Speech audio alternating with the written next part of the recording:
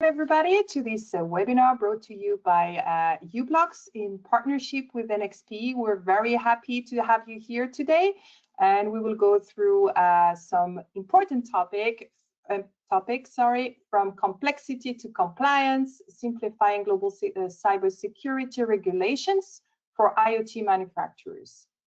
So again, welcome to this webinar. Then moving on to the next slide. So to bring this webinar to you today, we have Jenirathese Nadar from NXP, who is a regional marketing manager, expert in IoT security and MCUs. Then we have Harry Vigneswaran, senior product manager and IoT and security, cybersecurity at u-blox. And I will be the moderator, so Agnes Dardarian, product communication manager at u-blox. This webinar is automatically recorded, and you will have a recording of this session after the webinar is over.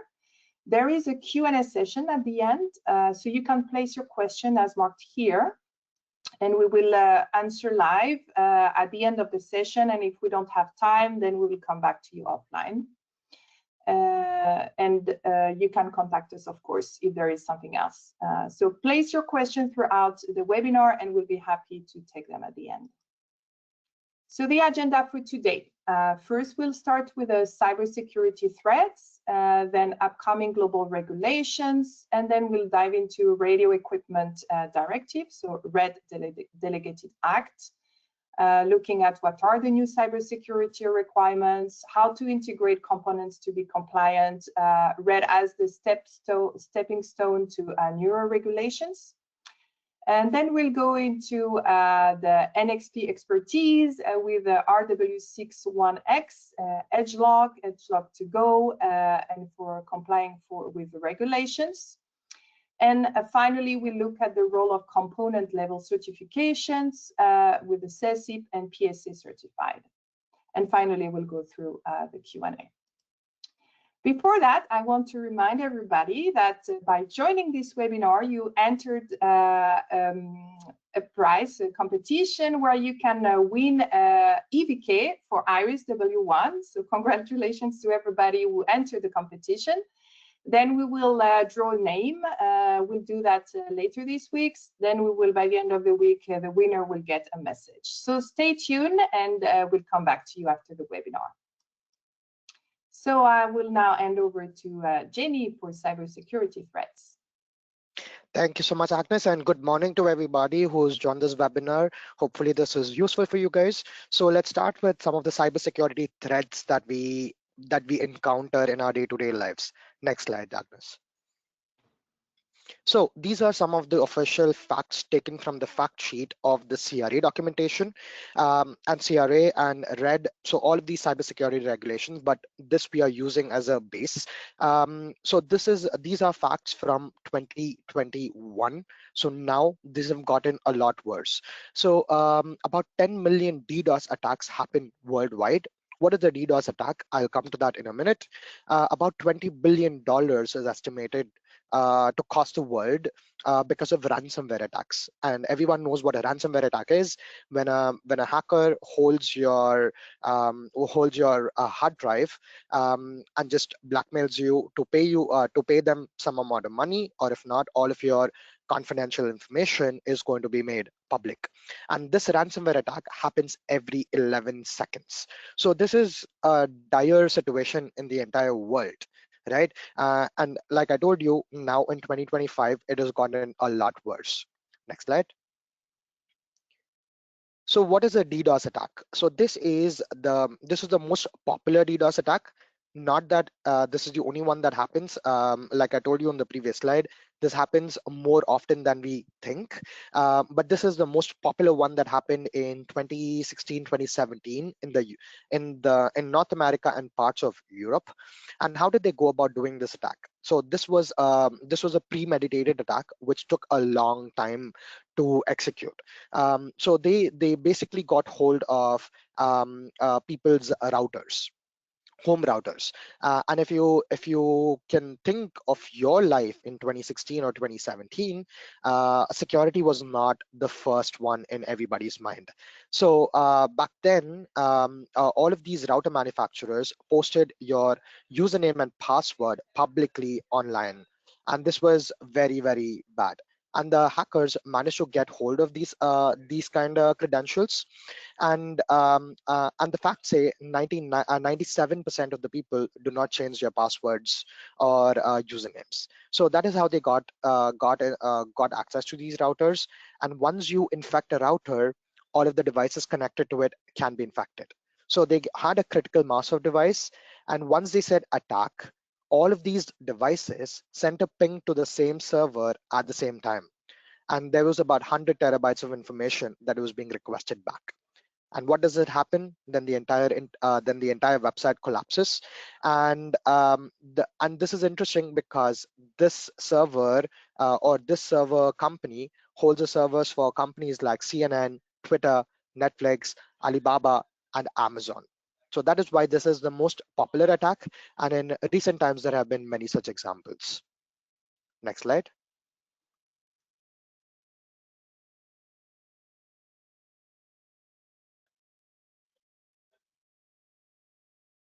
It's time for a quick poll now.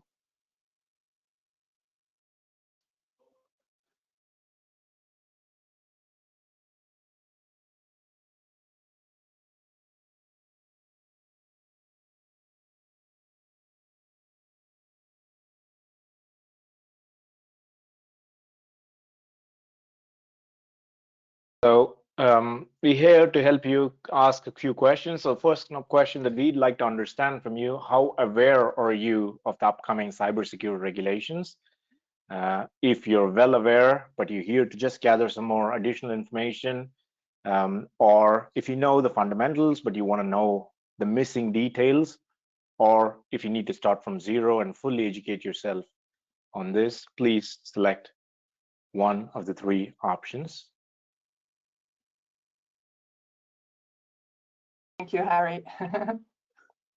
So giving you a few more seconds to answer, and then I will actually share the outcome of this poll with you, so you are also aware of what we will, how we'll drive a little bit this webinar. So I think I will now close the poll, and then I will share with you. Then you can see that, yeah, many of you know some, but are missing key elements. So I think this is a good information. We have another question for you, actually. So the other question we would like to ask you is on which market segment or which market segment best represent your focus or area of work, and you can select as many as fits on your side. So is it industrial tracking, IoT healthcare, high precision autonomous machines, industrial automation, and aftermarket telematics? I think I grouped two things together, but you can just reply whatever suits you the best. Giving you a few more seconds, and then I will close.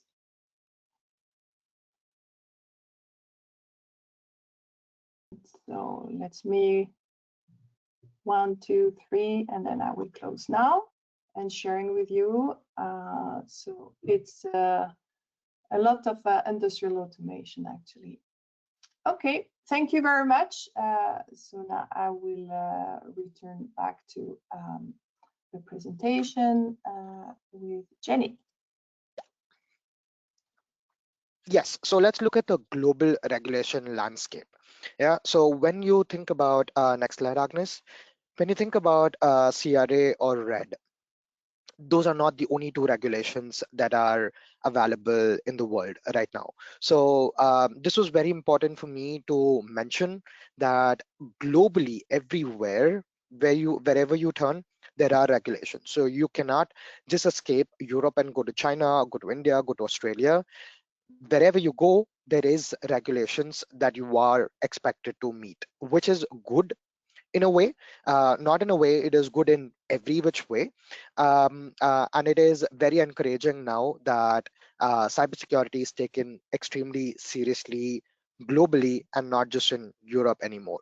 So that is why for people who are complaining or who might be thinking, hey, Europe is making our life extremely difficult by coming out with CRA or RED, I wanted to show you the global landscape that anywhere you go, there are bound to be regulations.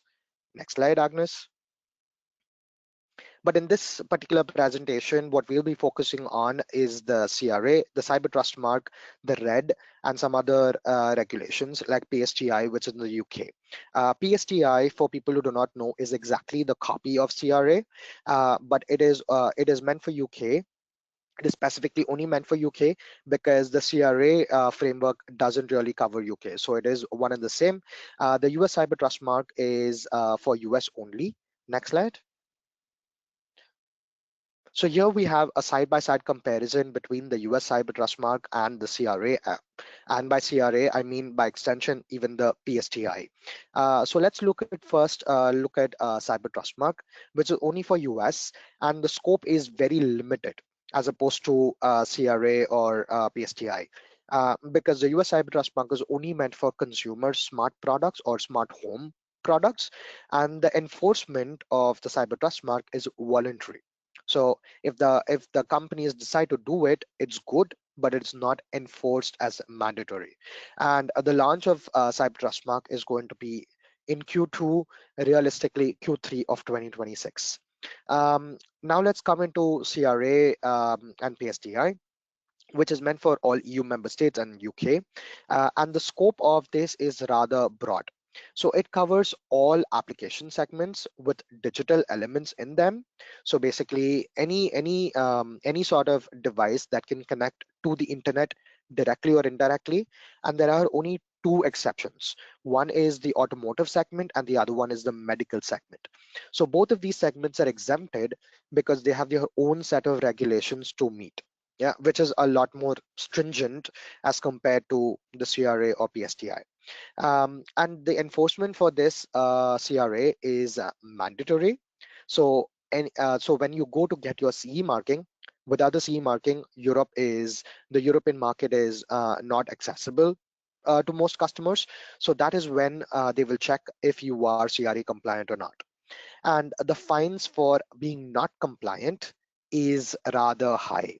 So it can be 15 million euros or 2.5% of your annual worldwide turnover, whichever is higher. And the launch and this CRA was launched on the 10th of December 2024, with full enforcement expected to come on December 11th of 2027.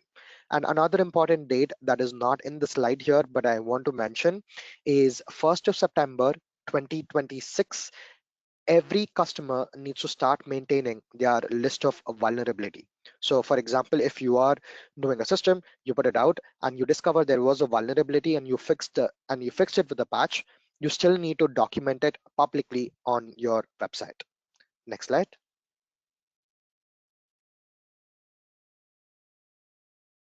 Actually, on the next section, we'll go into the RED Equipment Directive, so the Delegated Act. So this will be over to Harry, I think. And while Harry is taking the floor, I just want to remind you that you can ask questions. We have some incoming already, so that's very good. Thank you, Jenny. Up to you, Harry. Thank you, Jenny. Thank you, Agnes. Good morning and good afternoon, ladies and gentlemen, from my side as well. I'll give quick introduction to RED. Let's start. Jenny talked a little bit about what's happening, what is coming in the future, and why things are happening. We talk about what has happened so far and how should you react to this until today. So that's the main topic that we're going to talk in this part of this webinar. Next one, please. Yeah, so for those who are uninformed, who are outside of Europe, you generally don't realize this. Radio Equipment Directive, it was from 2014, and it encompasses a wide variety of categories. So first it is to ensure that products that are sold within the EU meet the health and safety of the EU users. It is also about electromagnetic compatibility. When people talk about RED within the wireless industry, this is what they mention, that the electromagnetic radiations don't interfere with each other and they're compatible with each other. They don't cause problems to other devices in the existing network. That's the second most common use case, but the first one is health and safety of all the consumers within the EU. And the third part is also to efficiently utilize all the radio spectrum that's available, all the wireless channels that's available in a proper way. That's how things started. And they're mostly applicable to end products, but in a lot of cases, any device that emits radio waves, that uses radio waves for communication, is by one means or another, it is coming under a RED directive. And usually from u-blox's perspective, from the wireless side, u-blox, we make wireless modules and we do all these EMC testing. We make sure that the module is compatible within the RED directive, and we issue a declaration of conformity. That is what we've been doing for a really long time, for about 10 years now. Next one, please. So what has really changed? Why is this something that's more than 10 years old? Why is there a lot of speech about this? Because now the Radio Equipment Directive encompasses new cybersecurity regulations. They introduced 3 different articles, 3.3, D, E, and F. And these 3 different articles are responsible for protecting 3 different features. So there you see on the slide, the 3D, that's for network protection. If you have a device that's connected to the internet directly or indirectly, how should you protect the network of that device?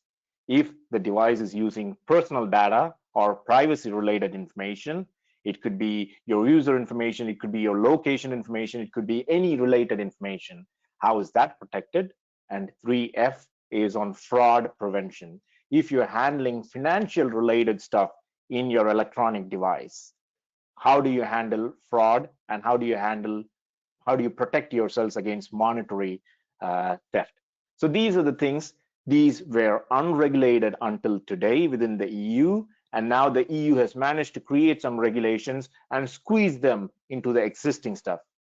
So this is where RED is, and CRA is something that's more like a bigger umbrella term that's bigger than RED. We talk about how towards the end of this presentation, we talk about how RED connects to CRA, how RED connects to the CTM, and everything else, the global regulations. Next one, please. So if you are in a network, so let's assume that you have a Wi-Fi network already in your home today, and you bring a new device. This new device should not be a rogue device. It should not go out and disturb. Jenny just talked about the denial of service and a distributed denial of service attack. So the new device should not disturb an existing network, and it has to work with the network and protect the network in a proper way. That's what this article is about. It applies to any device that can connect itself to the internet, either directly or indirectly. So if you're designing a device that will send the data to internet by some means, then this regulation is applicable. For example, we picked up an example, a smart speaker or a Wi-Fi enabled toy. These are coming under this 3.3D network protection article. Next one, please. So if I mentioned briefly about this, if your device is handling personal data, it must be protected. That's the universal rule here within the EU, and robust mechanisms are needed to do this. For example, I put some examples here: radio equipments that process personal information, traffic, or location data as well. And usually it is wearable radio equipment, toys. The EU has made it very, very clear that any sort of childcare electronics is falling under this. So if you have an electronic device, a toy, or anything that is something related to children, because that's where it started in 2020 when everything started with the RED cybersecurity, the fundamental reason was some hacker was able to access a child monitoring device and they were able to control it. And that was the one that triggered this entire discussion with the RED cybersecurity articles, and they made it explicit that all children care devices must fall within the 3.3 regulations here. Next one, please. And finally, this is an obvious one, but it has not been regulated until today within the EU.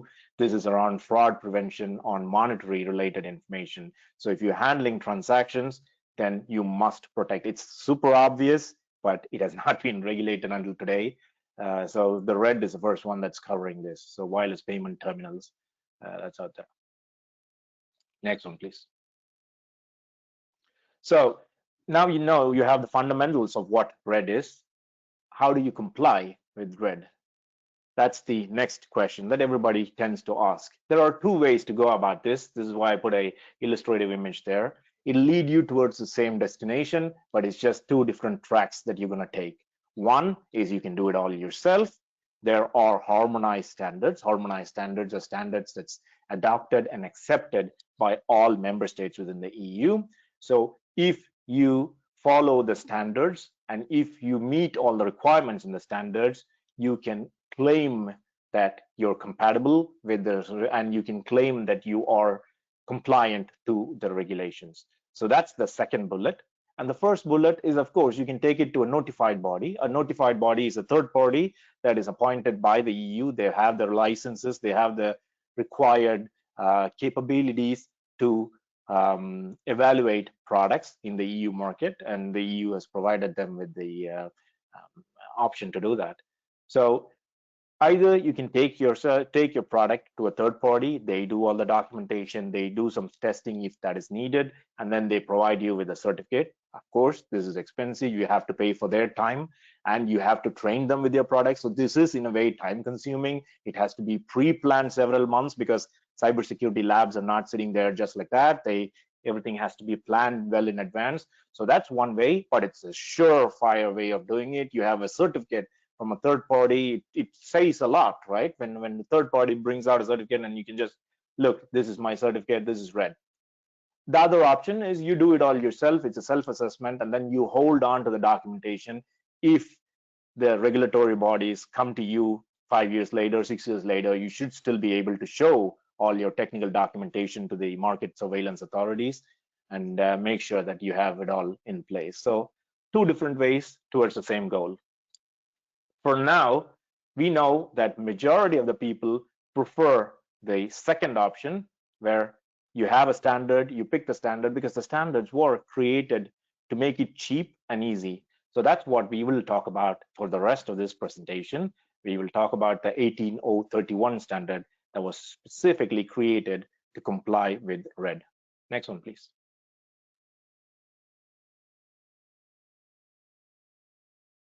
Yeah. So as I mentioned, it's a harmonized standard, which means it's been accepted by all member states within the EU. It was created by the standardization body Sensenlec. That's a spelling mistake. It has to be a LEC.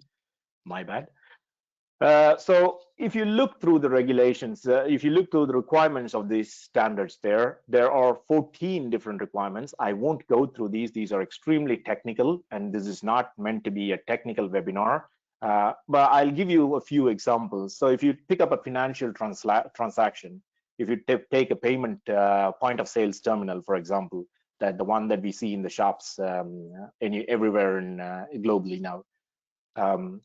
So you have several roles for this one single device. First, you have the manufacturer of that point of sales terminal. You have the one that's installing, the person that is installing these terminals in the grocery shops and the supermarkets nearby your home. You have the shopkeeper. You have purchaser 1, purchaser 2, purchaser 3. You have an infinite number of purchasers that are using the machine. So each of these are different roles. How do you control access? Some of them should be provided more access. Some of them should be provided less access. I should not be able to see the previous person's transaction. So this is what we call as access control, defining clear roles and defining clearly what their permissions are. So that's the first one, access control. And how do you prove that you are the corresponding role? If I say I am the shopkeeper, I'm not the shopkeeper, I'm the user. But how do you define those things? That's authentication. So these are some ways you'll have to, based on your device. Some devices this is not applicable because it's used only by one person. then you don't really have an access control mechanism. But in some devices, it's used by 10 people, some devices it's used by 100 people. So all of these requirements, they don't fall equally on all devices. Some devices have very high access control mechanisms and they don't need any traffic control mechanisms. And some other devices, it is very important to log. Some devices, it's not important to log. So please, the best way to get started from here is to start with our guide. u-blox, we've already published a blog post, a guide on how to read and understand the cybersecurity regulations with RED. So that would be the first step. It gives you on a high level, it gives you what each of these requirements mean and which of these may be applicable to your product. Next one, please.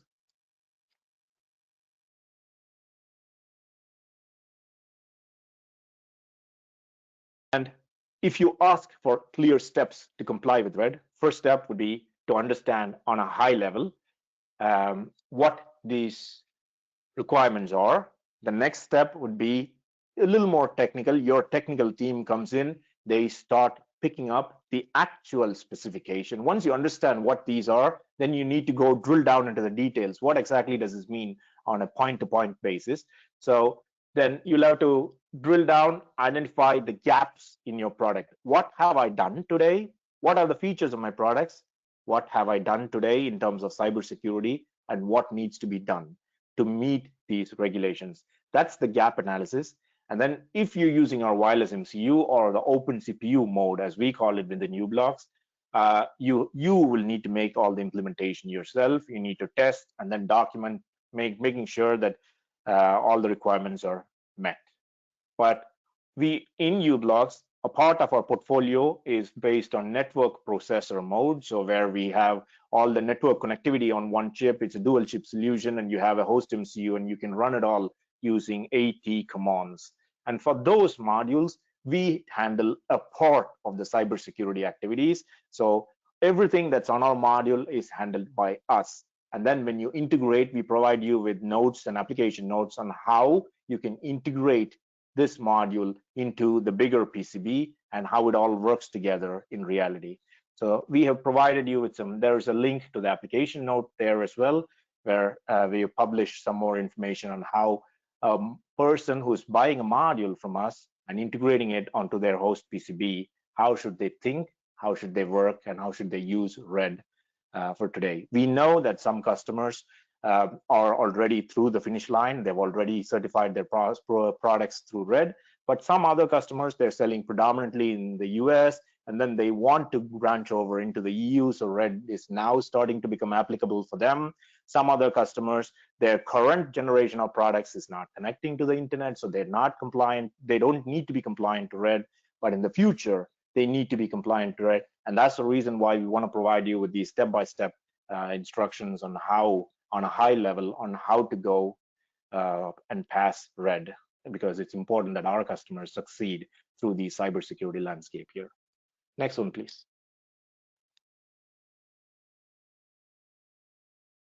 So for those people who already work with cybersecurity, so there are a few standards, some very well-known names. The IEC 62443, that's the golden, that's the gold standard in terms of cybersecurity, and it's coming from the industrial automation and power electronics domain.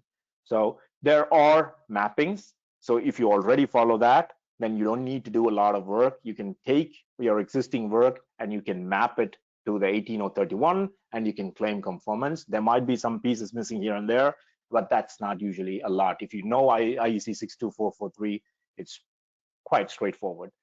For some other people who come from the consumer electronics domain, there's this EDC EN 303645. That's the one that the EDC organization has created. And then we have something called SESIP. It's Security Evaluation Standard. It's another standard that's created by our organization for global platform. I'll talk more in detail about what this SESIP is in the future, but in the upcoming slides. But what you need to remember now is if you have a SESIP assurance level, it's easy, it's straightforward to map the SESIP certification to 18031 and claim compliance for RED. So the European bodies have made it easy. If you're already working with something, you can get through red pretty quickly there as well. Next one, please.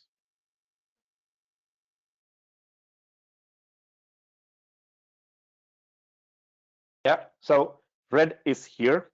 What does this mean for us in the future? We know I talked about this. Some products are already exempted from red. If you're not connecting to the internet, you don't need to do that. If you're not, if your product is already placed and you're not making any updates to your product, that's already done as well. So, but CRA is coming. It's different. It's much bigger. It doesn't mean for products that have radio connectivity. It means any product that has a firmware. The definition, it says a product with a digital element, but in reality, any product that runs a firmware is subjected under the CRA. And to comply with red is the perfect way to start your compliance activity for CRA. If you've not done it, then it's highly important that you start thinking about complying with red to make sure that you're ready for CRA. The reason why we're saying this is this 18031 standard that's been created for red. We know, as we understand it today within the standardization bodies, this exact standard has been picked up by the European authorities, and they've added more. So they're doing a little bit of a delta to this existing standard, and they're publishing that as they're working on publishing that as a harmonized standard for CRA. So if you know this standard already today in its current form, you're in a really good place to be compliant with CRA. And besides that, so these 18031, it's very product specific. If you understand, it talks about the requirements that the product should do this, that the product should do that. CRA is a little more bigger. It talks about processes around the product. How should you design your product? How should you handle vulnerabilities once the product has been launched? How do you disclose this information? What's the support period of the product even after you place the product in the market? So these are the questions that CRA wants a manufacturer, device manufacturer, to answer in the longer run as well. So I put a banner down there. You see, red cybersecurity, it's purely product related requirements. CRA, it is including both product and processes around the product. So the first step would be go attack the product, get it done. And then the next step would be what can we do around the processes of the product and around the developmental activities. I think that was it from me. Or yes, thank you very much, Harry. And now it's time for a poll, actually. So let me go back to the right screen so I can share the poll with you. We have more questions for you. So what we would like to ask you is, if it's launching, so how do you plan to implement cybersecurity related requirements? So let me launch it. Yes. So, and please select the option that best reflects your current approach. So you're planning to implement everything yourself. You're considering using a some component like chipset or module to reduce the effort, or you're planning to use cybersecurity consultant or test lab for help. So please look into those different questions and answer as you best as it best fits your approach. So giving you a few more seconds.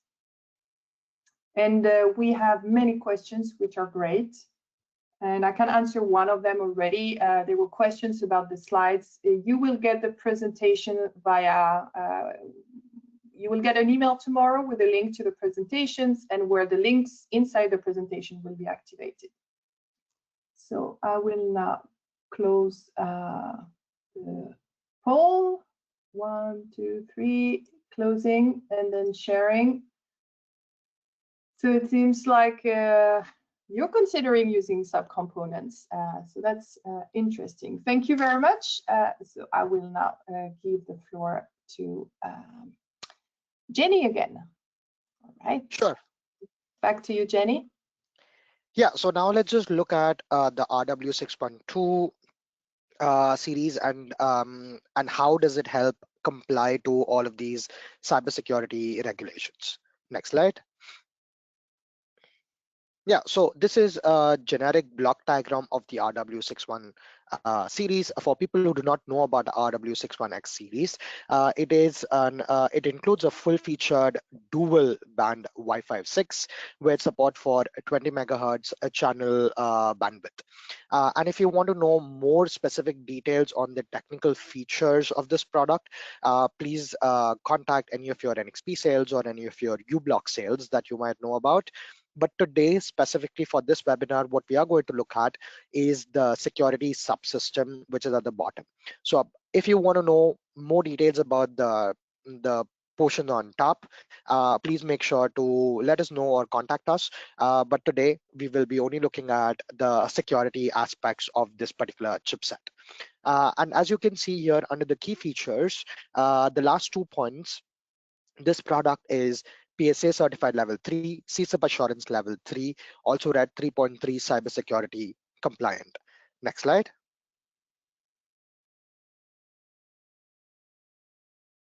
So when we are talking about a secure enclave or secure enclave, what we are talking about is the security is the separate security island. Yeah, we'll look at it more in detail in the next slide. In this particular slide, the only thing that I wanted to focus on is the third-party security compliance for wireless MCUs.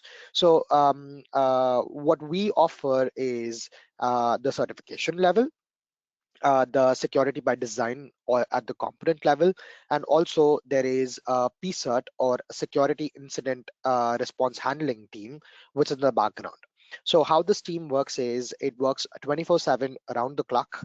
And if any of you report it to us, or if we already find out that there is a security threat, then this team kicks into action and they know whom to contact and how to handle this. So you guys need to not worry about that at all from the NXP side. So this is all taken care of. Next slide.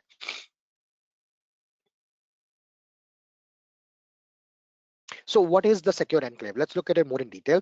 So secure enclave is a separate security island, which is a dedicated security unit, all in the same chip, in the same silicon, but it is a separate security unit with its own CPU core, with its ROM, and it is physically isolated from the rest of the SoC. And even the application core does not have direct access to this particular island. So it is, for a lack of better explanation, this can be seen as an SoC on another SoC, but it is still the same one SoC.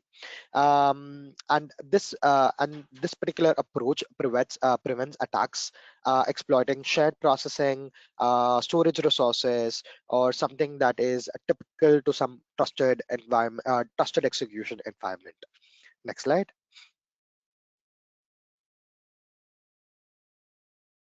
So this is one of the main differences between, or one of the main advantages of using a secure enclave over a trust zone.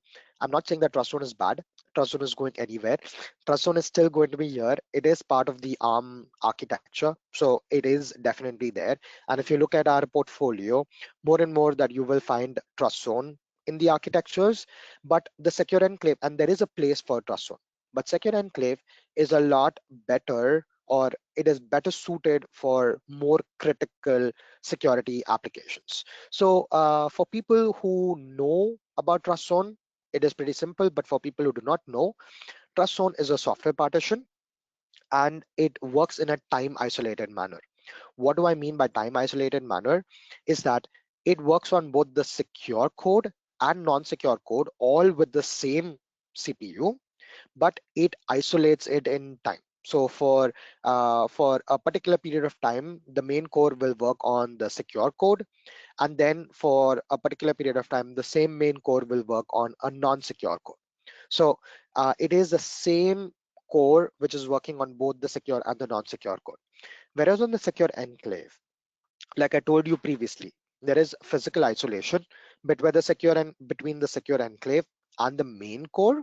So the secure enclave is responsible for all of the security applications, and the main core can function on the non-secure code or non-secure software. And all of this is happening in parallel. on trust zone, in the trust zone, which you if you remember, I told you it's the same core which is working on both the codes. Here, because the secure enclave has its own CPU, it is working on the secure code parallel to the non-secure code, and it is physically isolated as well. So you are getting much faster results and much better results and much secure results as opposed to a trust zone. So this is one of the main advantages of using the secure enclave. Next slide, please.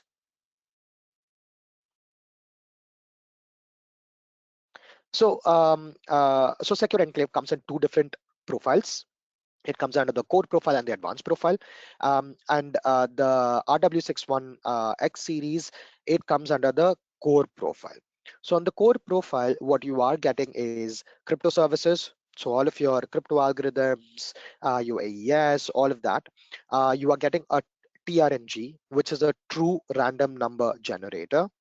You're getting a secure key store. Of course, there is going to be unique identity and keys, device attestation, secure connection, and especially for the RW61X series, the key management over the air is definitely included, as well as enclave firmware or crypto updatability. So that is also definitely available. So for RW612 specifically, it is no more optional. It is definitely there. The only thing that you do not get with the core profile, which you get with the advanced profile, is the runtime device protection, which is not available on the core profile at all. So examples for the core profile are all of our MCUs today. So we have the LPC55, M6N. More specifically for you guys, for wireless, we have the M6W, RW61 series, the K32W. So all three are wireless. So anything that you see from NXP with the words W in it is wireless. So all of these have the core profile available in them. And on the advanced profile, you are getting more the MPUs. So more of the microprocessor products. Next slide.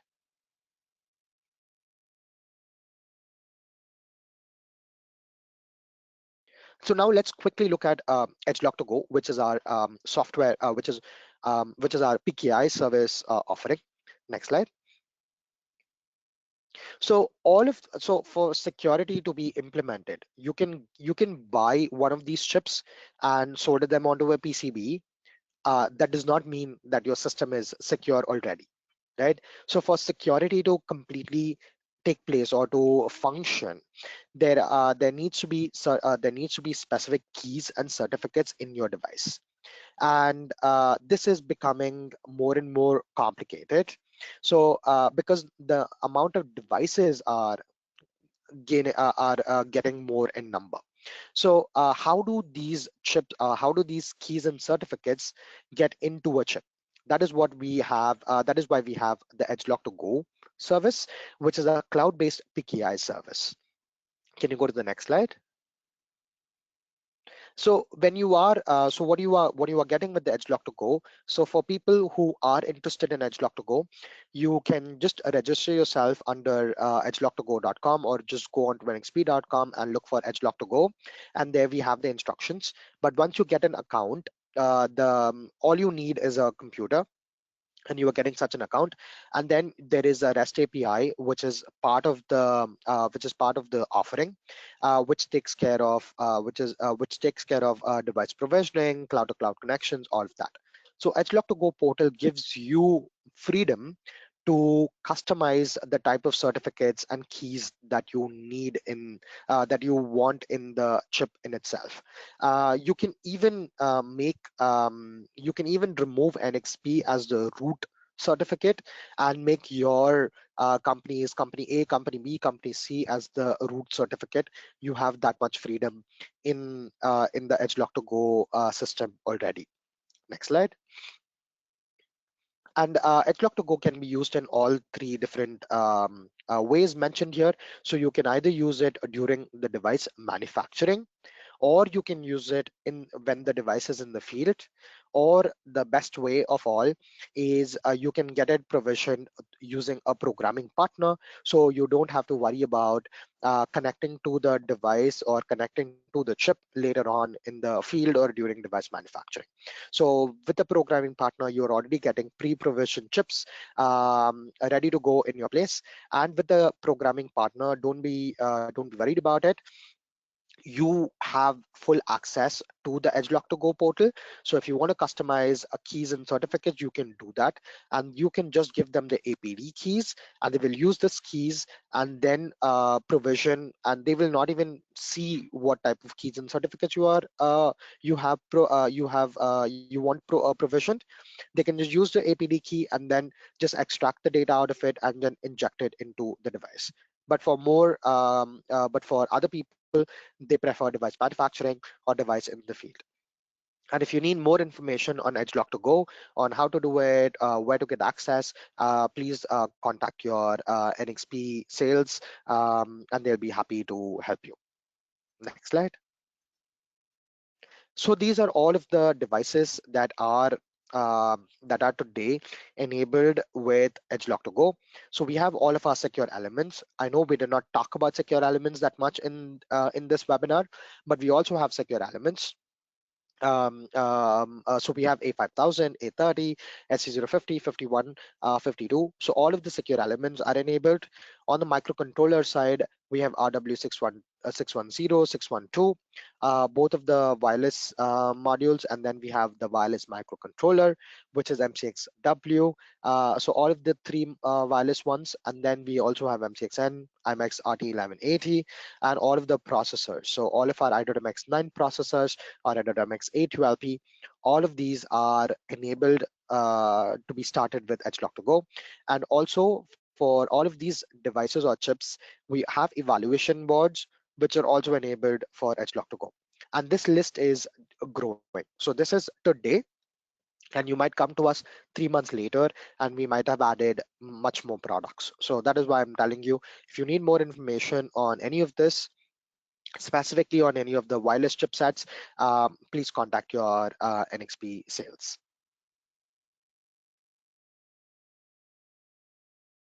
Next slide. Yeah. Thank you, Jenny. I think I need to speed up here. So let's go quickly through the last section before we conclude this webinar: component level certification.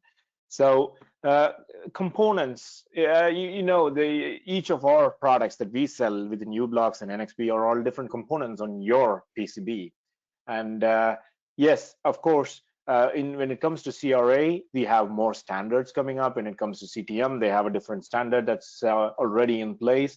But in terms of harmonized standards, waiting for a harmonized standards can be a gamble. We always have said that. For example, this 18031, this harmonized standard that was created for Red Cyber, it was harmonized on the 30th of January 2025. Please, one click, please. That provided you 1st of August. This regulation came into effect on the 1st of August. The standard itself was ready only by the end of January. So that gave you approximately 6 months to comply. If you pick up this, if you wait for a standard and then pick it up and start regulating or start implementing this to go through a regulation, that's only 6 months. And we know within 6 months what is possible. Well, you know what the answer is. In terms of CRA, 41 harmonized standards are being created. 15 of them are horizontal. That means it's slashing through all products, all power product categories, like secure development and vulnerability management and stuff like that.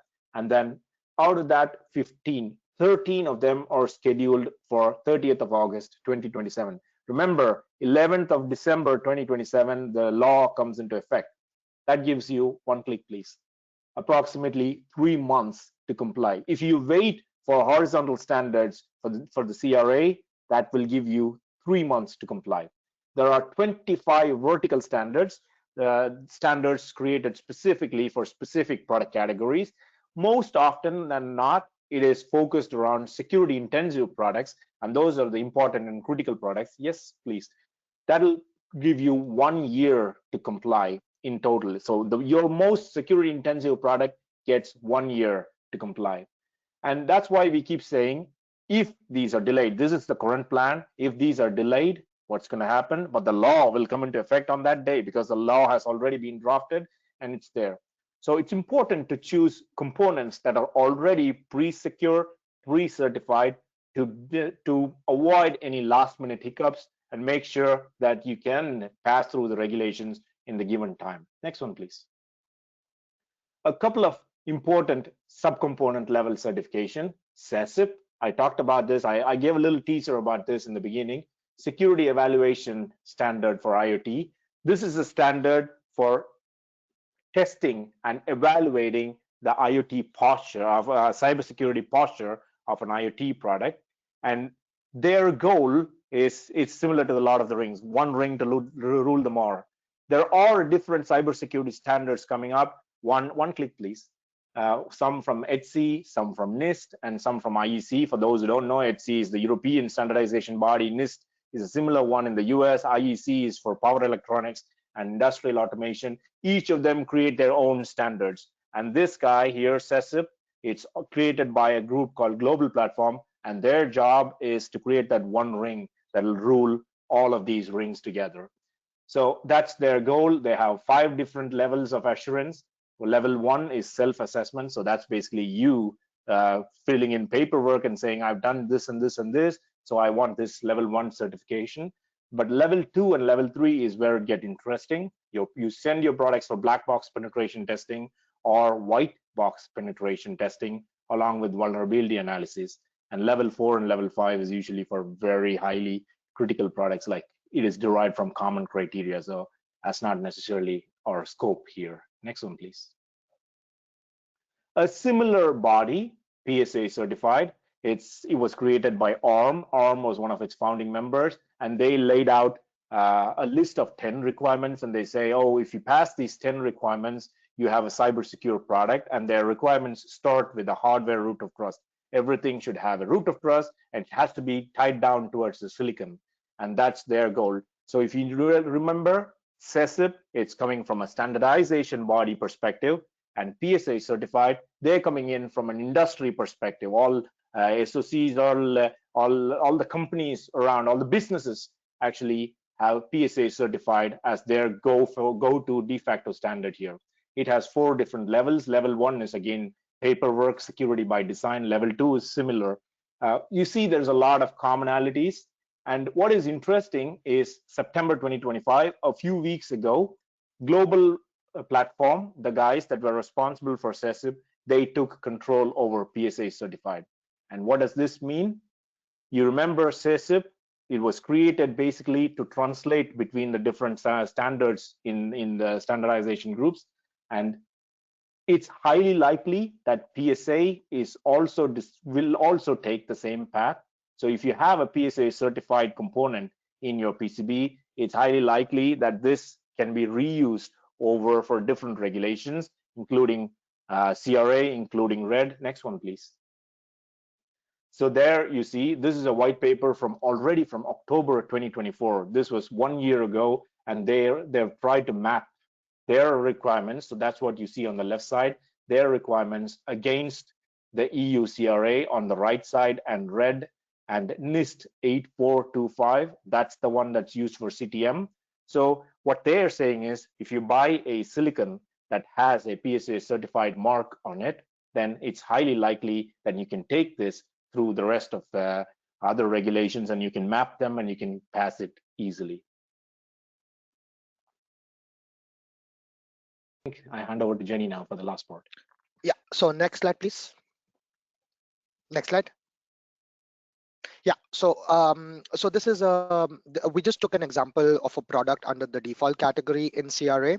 So this is basically to tell you that it is not only especially in the context of CRA, it is not just the hardware certification that matters. There is a lot more that goes into it.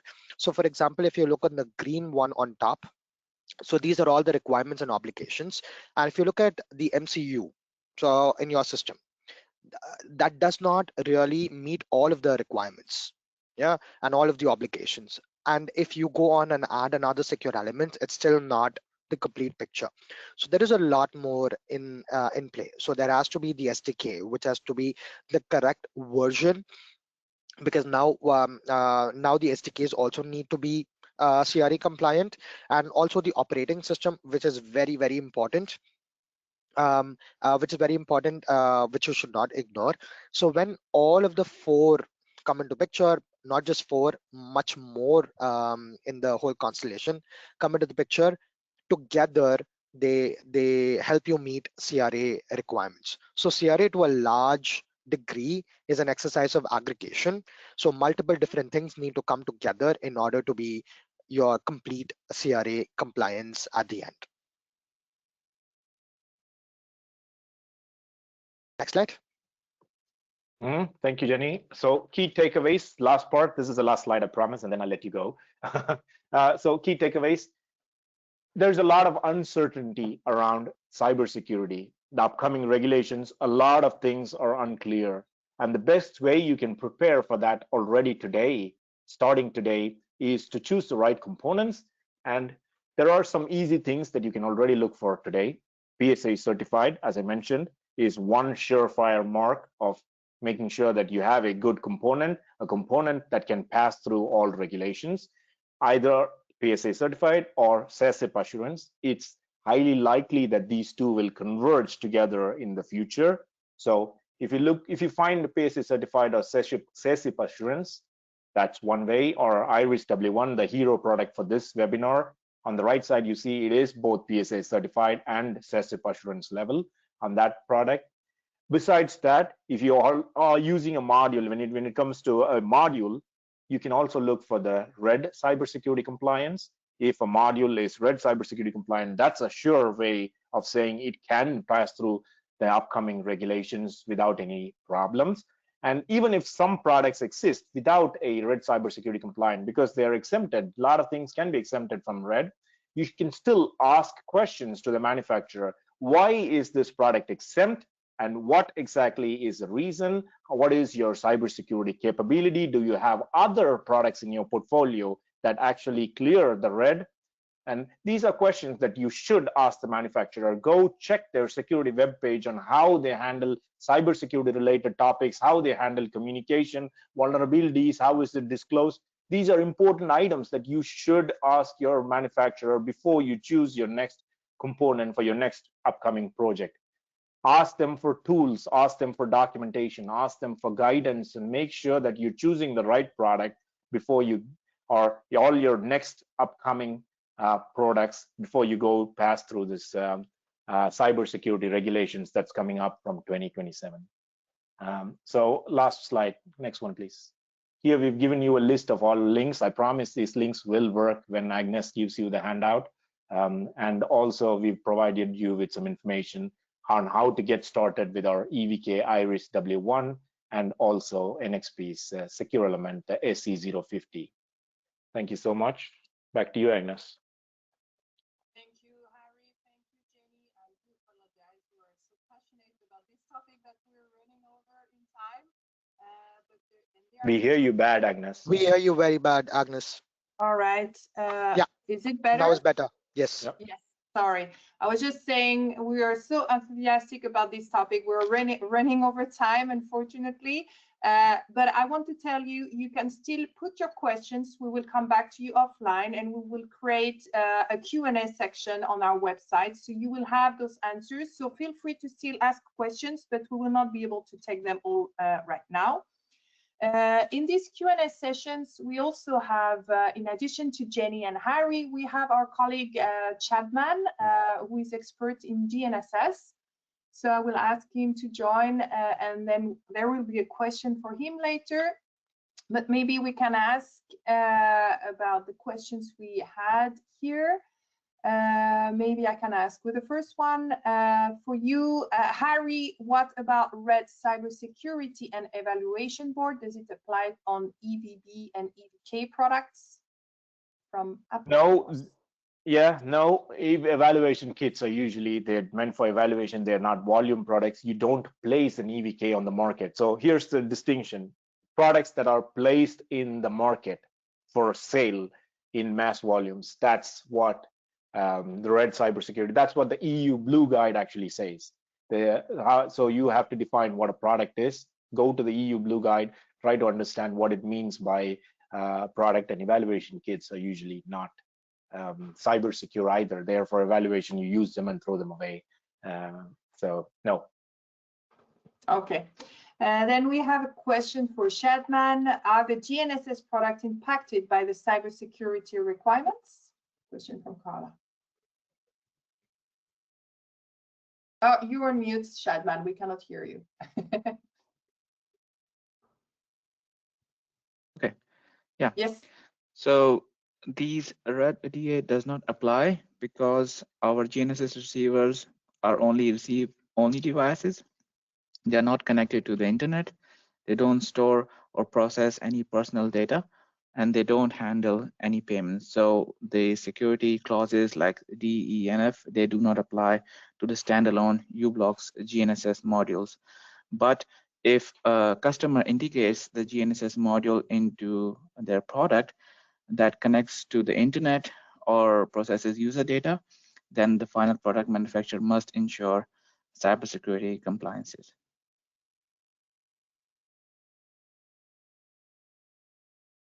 We cannot hear you, Agnes.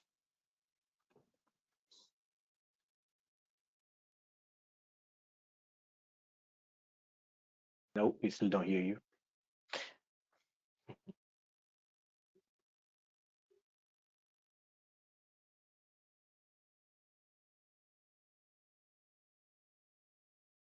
No. So we can close the webinar, right? Yes. Now Yes. we hear you. Now we Agnes. hear you. Okay. This is a bit. I was saying maybe one last Yeah, question, and you sure. can pick one if you want, because we have so many, so we will not be able to do all of them.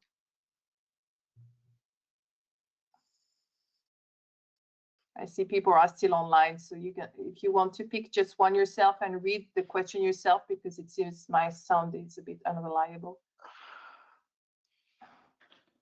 Or I can just pick one. Yeah. Yes.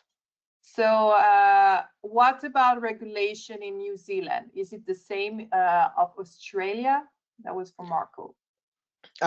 So that is a very interesting question. So the regulations in New Zealand is not the same as in Australia, because Australia is going for a more mandatory